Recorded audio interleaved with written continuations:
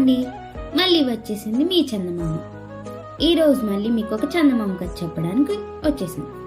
ఈరోజు నేను మీకు చెప్పే ఆ చందమామ కథ పేరేంటంటే అమ్మవారి చీరలు. ఒక నగల వ్యాపారి దుకాణంలో పనిచేసే గోవర్ధనుడి ఉద్యోగం హఠాత్తుగా పోయింది. లక్షలు గడించిన అతడి యజమాని సముద్ర వ్యాపారం మీద మోజుతో కుటుంబంతో సహా ఊరు విడిచి వెళ్లిపోయాడు. వ్యాపారి వెళ్లే ముందు గోవర్ధనుడి చేతిలో 1000 వరాహాలు పెట్టి, ఇన్నాళ్ళు నా దగ్గర నమ్మకంగా పనిచేసినందుకు ఈ డబ్బు నీకిస్తున్నాను, ఇక నీ దారి నువ్వు చూసుకో అని చెప్పి వెళ్లిపోయాడు. ఉద్యోగం పోయినందుకు చెప్పరానంతగా విచారపడుతూ ఇల్లు చేరిన గోవర్ధనుడితో అతడి భార్య గోమతి, జరిగిన దానికి విచారపడవలసిందేమీ లేదు. మీ యజమాని ఇచ్చిన ఈ 1000 వరాహాలతో మనం సొంత వ్యాపారం ప్రారంభిద్దాం అన్నది. సొంత వ్యాపారమా, ఏమిటది అని అడిగాడు గోవర్ధనుడు. నువ్వు సోమపురం నుంచి మంచి జరీ ఉన్న రంగు చీరలు, తెల్ల చీరలు కొనుక్కురా. నీళ్లలో తడిసిన వెలవని రంగులు కుంచే తీసుకువస్తే ఆ చీరల మీద నేను అందమైన పువ్వులు, లతలు చిత్రీకరిస్తాను. అప్పుడవి ఎంతో కొత్తగా ప్రత్యేకమైనవిగా కనిపించి పట్నంలో మంచి ధరకు అమ్ముడుపోతాయి అన్నది గోమతి. భార్య చెప్పినట్టే వారం తిరగకుండా గోవర్ధనుడు చీరలు తెచ్చాడు. వాటి మీద పువ్వులు, లతలు చిత్రించింది గోమతి. ఈ కొత్త రకం చీరలకు ఏదైనా మంచి పేరొకటి పెట్టాలని గోమతి ఆలోచించింది. అయితే సమయానికి నచ్చిన పేరేది ఆమెకు తట్టలేదు. తీరుబడిగా ఈ చీరలకు ఏం పేరు పెట్టాలో ఆలోచిస్తాను. పట్నం తీసుకుపోయావంటే కొత్త తరహాగా ఉన్న ఈ చీరలు వెంటనే అమ్ముడిపోతాయి అన్నది భర్తతో గోమతి చీరలను ఒక మూటగా కడుతూ. పట్నంలో గోవర్ధనుడు తీసుకువెళ్లిన చీరలను జనం ఎంతో ఆసక్తిగా చూశారు. అయితే వాటి మీద బొమ్మలు ఉతకగానే పోతాయనే భయంతో వాటిని ఎవ్వరూ కొనలేదు. అతడు సాయంకాలం వరకు తిరిగినా ఒక్క చీర కూడా అమ్ముడు కాలేదు. ఉసూరుమంటూ గోవర్ధనుడు తిరుగు ప్రయాణమయ్యాడు. గోవర్ధనుడు తమ గ్రామానికి దాపులనున్న ఒక ఊరి ప్రాంతం చేరేసరికి రాత్రి చాలా పొద్దుపోయింది. అతడు ఆ పైన నడవలేక కాసేపు విశ్రాంతి తీసుకుందామని దాపులనున్న అమ్మవారి గుడి అరుగు మీద కూర్చున్నాడు.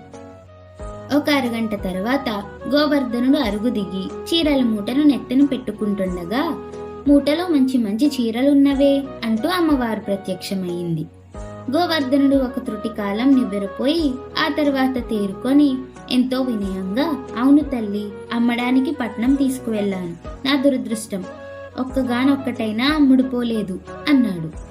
అలాగా, ఏవి నేను చూస్తాను అన్నది అమ్మవారు. గోవర్ధనుడు మూట విప్పి ఒక్కొక్క చీరను అమ్మవారికి చూపించసాగాడు. ఈ రంగు నాకిష్టం, ఈ పువ్వులు బాగున్నాయి, ఈ జరీ నాకు నచ్చింది అంటూ అమ్మవారు చీరలన్నిటినీ ఒక పక్కగా పెట్టింది. తర్వాత ఆమె తన చీర కొంగుకున్న చిరుగులను గోవర్ధనుడికి చూపుతూ, పూజారి, ఈ చిరుగుల చీర నాకు కట్టబెట్టి వారం కావస్తున్నది. బట్టలు మంచివి లేనందున భక్తులు ఎదలు చిరాకుగా ఉంటున్నవి. నువ్వు తెచ్చిన చీరలు చూస్తుంటే ఎంతో హాయిగా అనిపిస్తున్నది అన్నది. అదేం తల్లి, భక్తులు నీకు ఎన్నో చీరలు కానుకగా ఇచ్చిపోతుంటారు కదా అన్నాడు గోవర్ధనుడు. వాళ్ళు కానుకగా ఇచ్చిన వాటిలో మంచివన్నీ పూజారి గయ్యాలి భార్య తన సొంతం చేసుకుంటుంది. ఇక పూజారి నాకు కట్టబెట్టేవి నాసిరకం చీరలు. ధర్మకర్తకు అతడు భార్య వైపు చుట్టం కావడంతో ఆయన పూజారిని గుడ్డిగా నమ్మి గుడి బాధ్యత అప్పగించాడు అన్నది అమ్మవారు. గోవర్ధనుడు అమ్మవారికి నమస్కరించి, మా చీరలు నువ్వు తీసుకోవడం మా అదృష్టం తల్లి, ఇక వెళ్తాను అంటూ అక్కడి నుంచి లేచి కదలబోయాడు. ఆగాగు, చీరల డబ్బు మరిచావా? రేపు ఉదయాన్నే ధర్మకర్త ఇంటికి వెళ్లి, అమ్మవారు నా దగ్గర 2000 వరాహాలు ఖరీదు చేసే చీరలు బేరం చేసి కొన్నారు, ఆ డబ్బు ఇవ్వండి అని అడుగు. అందువల్ల నీకు కొంతవరకు నాకు తప్పక మేలవుతుంది అన్నది అమ్మవారు. గోవర్ధనుడు పట్టరాని సంతోషంతో ఇల్లు చేరాడు. సంగతి విన్న గోమతి చాలా ఆనందపడింది. ఆ రాత్రి తెల్లవారే వరకు ఆ భార్యాభర్తలిద్దరికీ కంటి మీద కునుకులేదు. తెల్లవారుతూనే గోవర్ధనుడు గుడి ధర్మకర్త ఇంటికి వెళ్లి ఆయనకు అమ్మవారు చెప్పమన్నట్టుగానే చెప్పాడు. ధర్మకర్త గోవర్ధనుణ్ణి నకాసికా పర్యంతం ఒకసారి పరీక్షగా చూసి, నీకేమన్నా మతిపోయిందా? అమ్మవారు నీ దగ్గర చీరలు కొనడం ఏమిటి? అసలు ఆ తల్లి నీకంట పడడమా? ఛీ, పో ఇక్కడి నుంచి అన్నాడు ఆగ్రహంతో.